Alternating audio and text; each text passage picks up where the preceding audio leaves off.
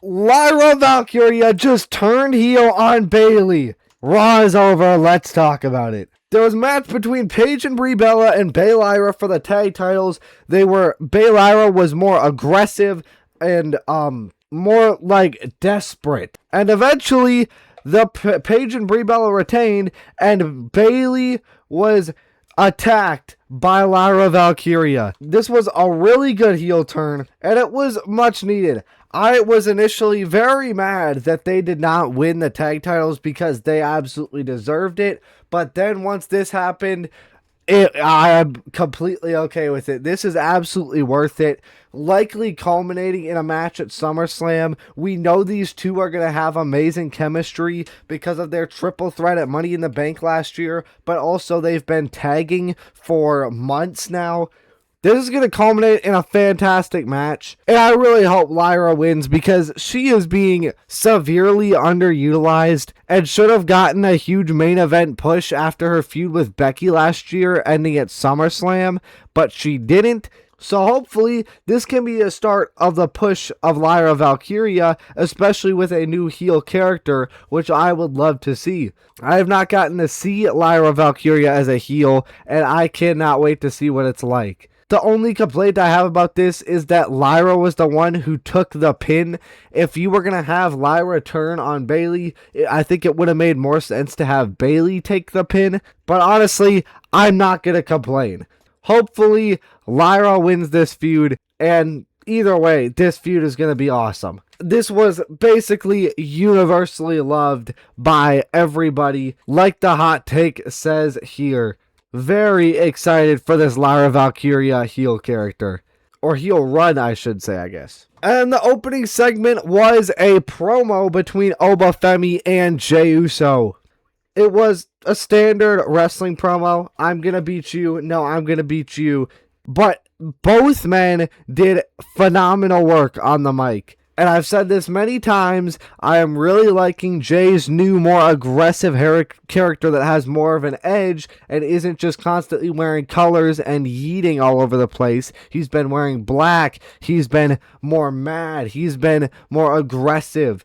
And I love it. That's what a lot of people want out of Jey Uso. Don't get me wrong, I don't want him to win King of the Ring, but I like his new character.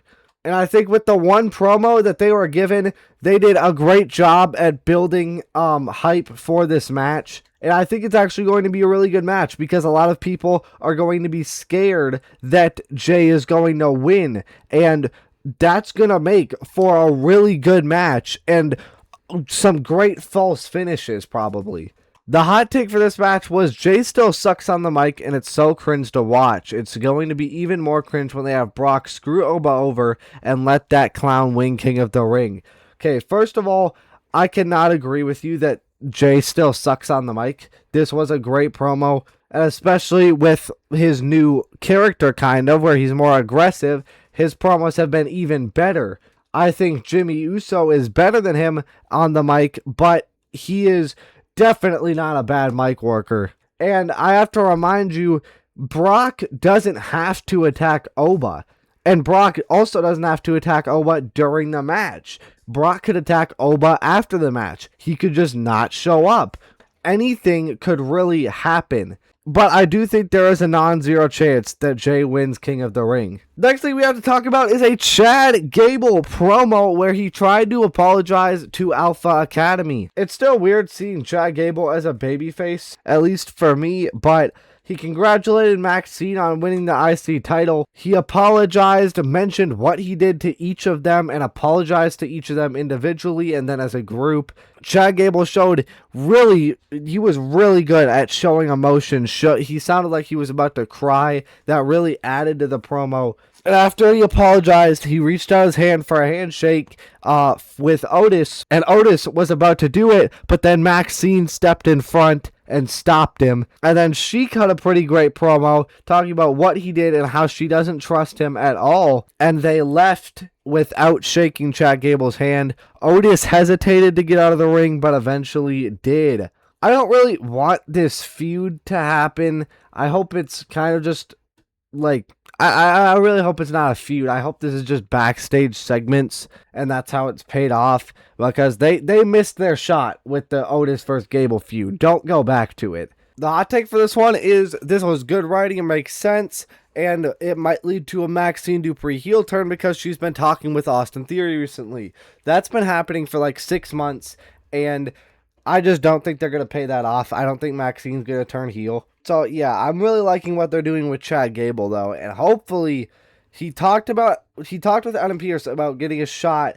He said he's been talking with Penta, and it's seeming like he was going to get a shot at the IC title. But then Dom came in and interrupted him, and Chad Gable challenged him to a match. But Dom said, nah! And said you could fight JD instead, if he is medically cleared, that is, because JD got electrocuted and also cursed. I don't know how JD McDonough didn't become a robot like Matt Cardona and Kit Wilson and The Miz. And if anything, he's like the smallest dude out of all three of them, so I feel like it would affect him the most. Like, he was shaking, but he didn't just turn into a robot like everyone else, which doesn't really make any sense. But if JD is medically cleared, he will face Chad Gable next week. And obviously, I think Chad Gable will win because, JD's cursed. We had a match between Ethan Page and Penta. Nope. We had a match between Ethan Page and Dragon Lee, which was a really good match. And Ethan Page had a really cool spot where he hit a low blow using his head. And Ethan Page ended up picking up the win. That's basically all I wanted to say. That was a really creative spot when he hit a low blow with his head. We had a promo between Liv Morgan and Io Sky, ending in a brawl. I wish they had a little bit more time to cut a promo. They did not do a very good job of building to the match, I don't think. It did end in a brawl, which I kind of liked. Please, for the love of God, have Io Sky win. We had a match between Big Jim Uso and LA Knight. Yeah, there was another really good match. However, what was interesting was Solo came in and spiked Big Jim. So he ended up costing him the match. And I am extremely concerned that we are going to get Solo versus Roman at SummerSlam. Because now he has started feuding with the Bloodline. MFT has started feuding with the Bloodline, and I do not like that. That would be truly terrible. But, I mean, at least LA Knight won for once. He didn't get screwed. I'm interested to see how this plays out. But please do not have LA Knight, please do not have Solo versus Roman at SummerSlam. We have a backstage segment with the Judgment Day and Liv. Tensions are building. Liv just came in and everybody was upset, and Liv just started complaining about herself, complaining about how Io Sky fought her, even though she initiated it, and then tried to,